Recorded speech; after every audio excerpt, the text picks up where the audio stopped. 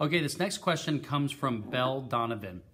And Belle says, how do I create a sales process for my customers in order to increase conversions? She says, through feedback, we've identified a few obstacles stopping some prospects from converting. People wanting to try it, but they're reluctant. We've also had people try crappy product, not ours, but others, so they've given up trying any new products.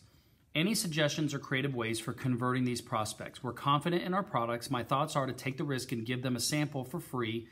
Help, need your words of wisdom. And her company is she sells magnetic lashes. Okay, so perfect. This is exactly what building a sales process is all about, Belle.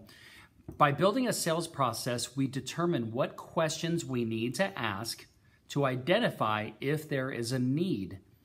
Once we ask the right questions and we identify that there is a need from this prospect, then we offer our solutions. When offering our solutions, there are features and benefits that we're going to talk about, and then we're going to submit a proposal or offer it for a price. Then comes the objections from the prospects, and they say, oh, well, I've tried other ones in the past and it didn't work out. Then we're going to create objection handling scripts specifically for those types of questions.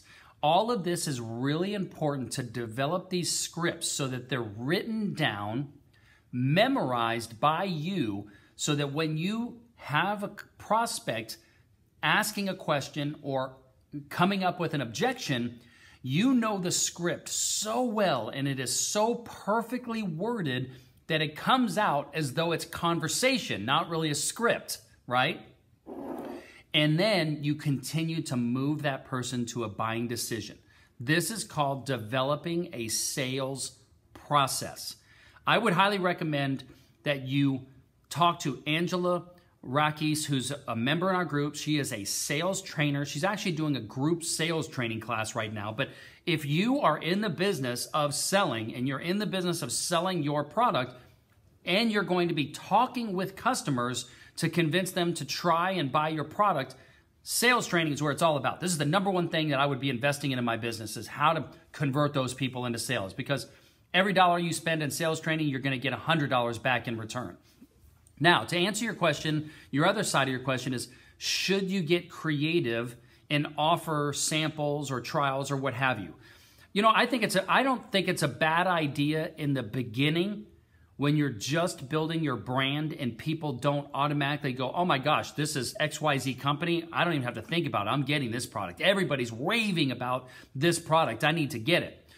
Until you get to that point, sometimes we do have to offer incentives to get people to try our product. So let's just say, for instance, you charge $40 for your thing and you have a 50% margin. It costs you $20. What you might do is just offer an introductory price of $20 plus shipping if you ship it, if it's something that you ship or if it's in person. Offer it for exactly your cost, because all you're going to be doing is moving inventory. That's fine. And it sounds like with your product, you have a recurring revenue type product, just like they used to give out the razor, and then you would have to continue to buy the blades. And that's what's really important with the razor and razor blade companies, is they really want you to buy their razor, because then you'll have to buy their blades, right? Because if you buy one razor, you can't put somebody else's blades on that razor. They make it in a way that you have to buy their razor, right? So in your regard, what you want to do is make sure that when somebody buys your product, that they have a great experience with it. They engage with your brand and love your brand, so they continue to keep buying more lashes from you, right? So that's what I would look at, and that's kind of along the lines of, what is your customer lifetime value? If you know through the data of your CRM that if somebody becomes a customer of yours, that you are going to make X amount of dollars, that's where you can utilize your incentive pricing to go, hey, I don't mind giving somebody $50 worth of product, because in the first year, if I make them a customer, I'm going to make $1,000. And those numbers you have to figure out in your business. But it sounds to me like the number one thing I would invest in is sales training, and get your sales scripts and your process down. It might cost you $500 or $1,000 to get that type of sales training, But then remember how much more you're going to convert and how much more money you're going to make by knowing how to sell your product and having those scripts. Big investment, big return on investment, getting your sales down. The next thing is understanding your numbers and knowing what kind of incentives you can give. I think it's a fantastic idea to incentivize first-time customers. That's why a lot of websites say, hey, if you're a first-time customer, come by now, get 15% off your first order. So you can do all kinds of things like that. I don't know if you're selling e-commerce or in person, but incentivizing first-time customers, it's kind of a norm out there in the world these days.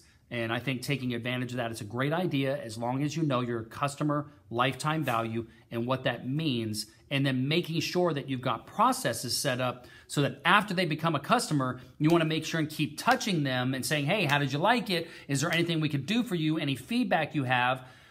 You want to make them a raving fan of your business, right?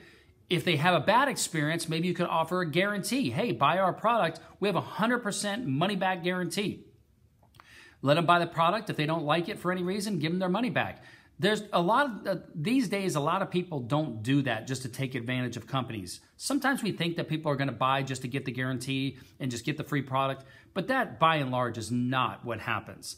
So these are all kind of little things to get creative. Send me an email to concierge@askamillionaire.com, concierge@askamillionaire.com, if you want me to get you an introduction to Angela so that she can help you with your sales training. I would highly encourage this, okay? Talk to you later. Thanks.